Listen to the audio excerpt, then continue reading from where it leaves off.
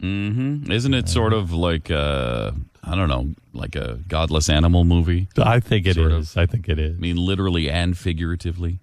Is it? Yeah, it's the Sandman, and and it washes the Christ out of Christmas. Yeah. Quickly. But it is And your summary of that is it's a godless animal movie? You pretty much. Mm-hmm. Mm-hmm. Mm-hmm. Well, he was the kind of guy that was against Harry Potter. And, who, Pat? That's not. oh, yeah. He was. Remember that? Yeah. And he was like, it's going to that? turn your son into a warlock. Yeah. He was all worried about the witchcraft and stuff. Yeah. Uh-huh. Yeah. Remember that? Yeah, remember that? Yeah. No. But anyway, it's surprisingly, I don't like it when they mess with the holidays. But they've made Santa into like this big Russian. And he's like, we have Christmas. Yeah. And it's really good. It's really, really good. I really enjoyed it. Really out of the box. And it has the ability, I think, of rewriting some of the traditions of Christmas. Makes you look at them a little different, like the elves. Yeah. I was going to say we do need to change our traditions. We do need to change our history. So Yeah, we do, don't we? I've never, Yeah.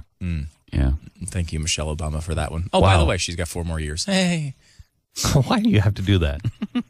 I was happy living in my little elf talk. And then you had to bring... What about the elves again? Tell me about the elves. Please, bring me back to the elves. Bring me back to the elves. And by the way, it's called Rise of the Guardians. Yeah, it's really good. Does not sound like a Christmas movie. Sounds like a futuristic war movie. It kind of is. It is the battle of good and evil. Looks like it's got fairies in it, and it's the Easter Bunny, Tooth Fairy, Santa, all of that, right? Yeah. So all they're the those guardians. godless animals. Yeah. Yeah. And what they do is they guard they guard children and the magic of childhood. And that is the secret of life, that if come to me, really, you could tell me, let me try to jam a Jesus message into it. Come to me like a child. Come to me as a child. So they protect childhood. And the boogeyman, if you will, is one of the other ones, and he's coming and he's stealing childhood, and he's just planting fear everywhere. And it's really a great story. A great story. Yeah, I saw Silver Linings Playbook The this what? weekend. What is it? Silver Linings Playbook. What is You guys obviously know that movie, and you could tell what it's about by the title. Silver Linings Silver Linings Playbook. Playbook? No. It sounds like Not some really. sort of weird porn thing, maybe. I don't know. Silver Linings I think you just Playbook. might be thinking of porn, because that doesn't sound anything like a porn. No, what is the? What is there? doesn't. There's this place. Is it here? I was driving by. Yeah, it's here. It's fine art. Have you seen those billboards here in Dallas for fine art? I have seen those. And you're like, I don't think that's fine art. Because that looks because the rest of the writing indicates it might be an adult establishment. It is an adult Are you establishment. saying that that's not fine art? No, it's definitely not fine art. no. Yeah, but but that's really good. But thank you for sharing that with us. Definitely not fine art. It sounds like one of those things where it just you're trying to make it sound like it's all fancy. Well, yeah, to me it sounds like nothing, which is why I don't think the movie's going to do well, because you have no idea what it's about. But it was Bradley Cooper was in it, and Robert De Niro was in it, and Jennifer Lawrence from Hunger Games was in it, looking insanely hot. And it's a movie about 2, I would say, mentally disturbed people finding love.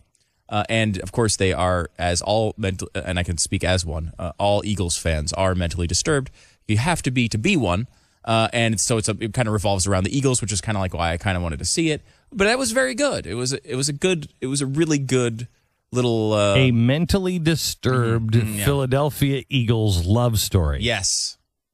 That sounds like it has widespread appeal to it. Right up my alley. And then if you name it something that does not describe it in any way, then you're really going to have a hit. No, now you're making over $37 after for the weekend. After you've described this movie, I think it's better to have it not describe anything in the movie. Maybe that was the plan. Yeah. Well, no, it was this guy who gets out of a bad relationship and goes into catches his wife cheating, gets into this sort of like dark spiral, and finally gets out of the mental hospital, and then finds love with someone else who pretty much should be in a mental hospital as well. So it was solid. It's the feel-good movie of the year. It made me think of you, Glenn, with the mental illness part, obviously. But secondarily, it also made me think of you because they had a preview for Hitchcock, which is a new movie about Alfred Hitchcock and his making of Psycho, which I guess apparently the studios didn't want to touch. They didn't want anything to do with it. Even after he had a million successes, they didn't want anything to do with it. And he basically wrote all the checks for this movie and almost wrote himself into bankruptcy.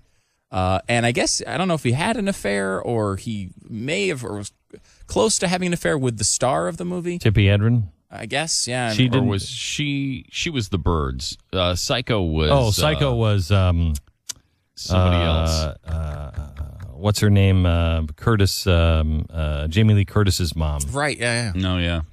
Anyway, I don't think I don't think he ever had an affair with the co-stars. He was in love with all of the co-stars. Like he was in an obsessive sort of way, almost. Yeah, right? he was really kind of a sad figure. He was he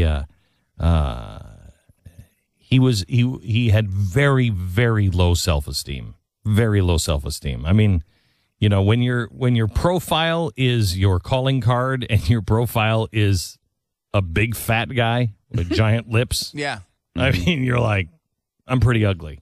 I'm pretty ugly in just a pencil line drawing. Yeah, he seemed to be wildly aware of... He was, of what he looked like. And in a world where everybody was obsessed with looks, and he was wildly talented and kind of a sad figure. But anyway. We should tell people that the reason I say it reminded me of Glenn is because you're a huge Hitchcock fan. Yes. You're crazy. And also, obviously, the chin was the other thing that reminded me. Okay. Boy. It's not the time to be writing Christmas bonuses, is it? You'll note that I said nothing of the kind that whole time. And sometimes saying something might be even better than saying nothing. I disagree with you, Stu, on what you just said about Glenn. Nothing could be further from the truth. Good inflection there. I think you really pulled that off. Thank you. It was heartfelt. Maryland.